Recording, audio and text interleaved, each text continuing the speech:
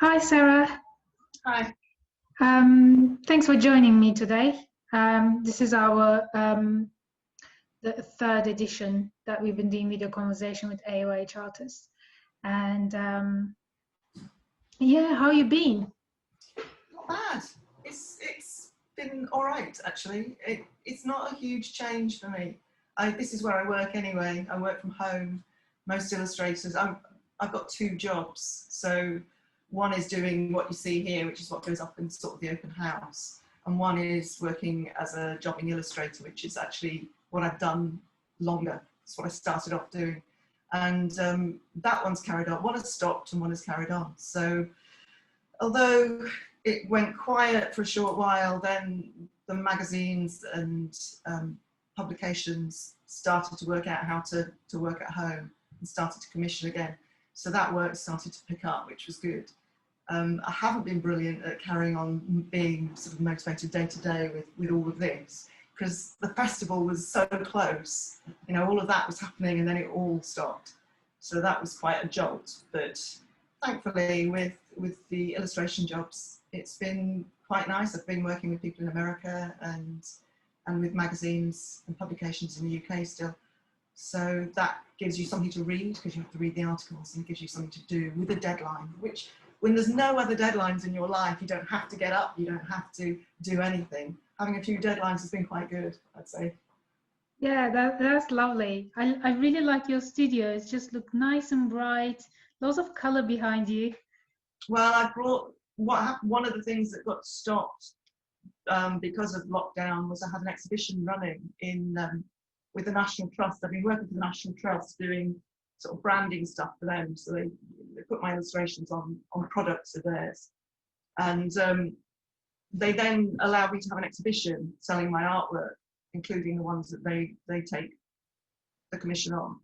And I had it at Bodiam Castle, and that hit floods and all sorts of things, and then it all got locked down. So I lost 50 of my prints locked into a castle, which have only just come back. So that's kind of what's sitting around here, waiting to go back out or to go up in the open house. But so that was quite a jolt. All the shows getting shut down. I wonder, have you found it useful as a period of reflection during this lockdown and closures? And I'm not particularly reflective, so probably not. One day at a time. It was one day at a time, I think, and every day was slightly different. If there was a job on, it was easy. You know, that was get up, get the job done. But the other days, it was.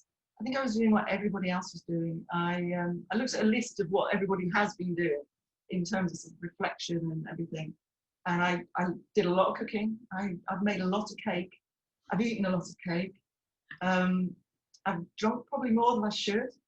I'm working from home, which is something that was new to a lot of people, which wasn't new to me. I've done Zoom.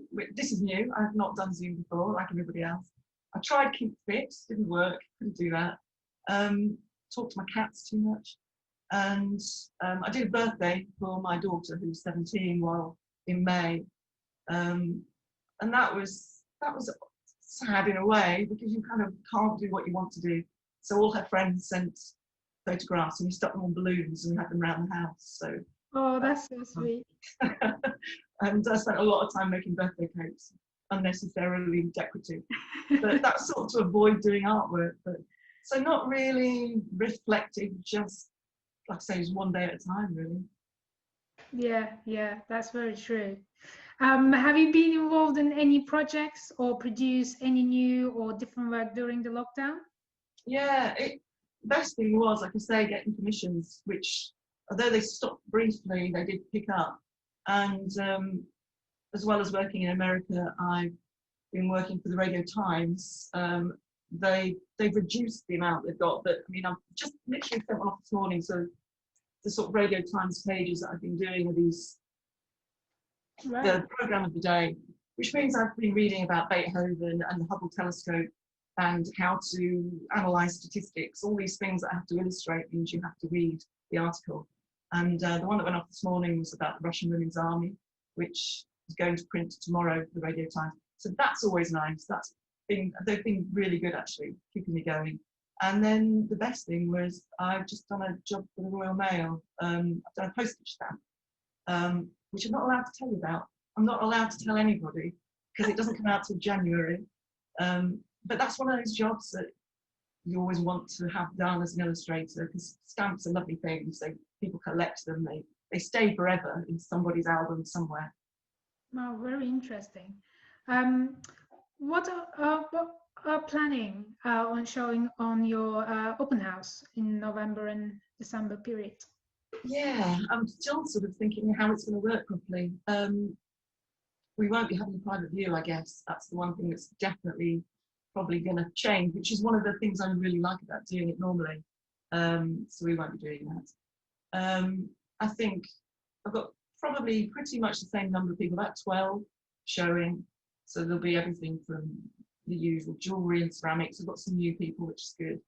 Knitwear, homewares, lighting, then all my stuff. I fairly well take all the wall space. But I think it should, don't really see why it shouldn't work. There's enough room in the house. It'll pretty much just be me, so we can stay distant. If there's hand sanitizer and when everything gets wiped down, you don't have to touch that much of it, really. I'm just hoping people come. I don't see why it won't work. I just want people to come because it's a major part of my year, and May and November. I don't want to use both. I've done them both for 12 or 13 years now, so it'll be sort of open house number 26 or so for me. And I really did miss May. It was a shame. That's what I did, the windows thing that everybody did, but apart from a few people passing and waving, it wasn't quite the same.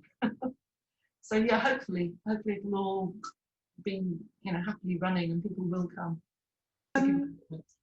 Which other artists will be showing with you in November? I've got some of my usuals. So VP, who makes silver jewellery. She's from Stemming. I've got Katie Brinsley, who's new. She's coming over from, I don't know where she lives. She works somewhere over towards Bodiam, doing ceramics, which we haven't had before. Then I've got Juliet Wallen. She does children's shoes, handmade, beautiful little children's shoes.